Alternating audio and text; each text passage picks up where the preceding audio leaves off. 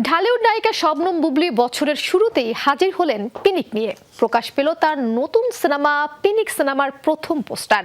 নিজের ফেসবুকে poster share করেছেন অভিনেত্রী। বুবলির সঙ্গে সিনেমায় জুটি বেঁধেছেন আদর আজাদ। ভিন্ন এক লুকে পিনিকের পোস্টার এসেছেন শবনম বুবলি। স্কার্ফ দিয়ে ঢাকা মাথা, চোখে এরো চশমা আর মুখমণ্ডল খাঁচার ভেতরে বন্দি, কাঁধ থেকে নিচের অংশ কালো পোশাকে ঢাকা, যা জানান দিচ্ছে রহস্যের।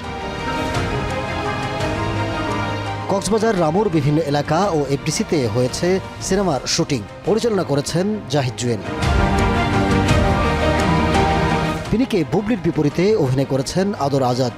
চরিত্রটার নাম হচ্ছে পাশা। আমাদের ফার্স্ট লুকে যেটা দেখা গেছে যে অনেকগুলো একটা কি বলে যে একটা গোডাউনের মধ্যে বসে আছে, গোডাউন জুড়ে হচ্ছে অস্ত্রের ঝনঝনানি কিংবা অস্ত্রের একটা সারি সারি অস্ত্র তোকে তোকে সাজানো আছে।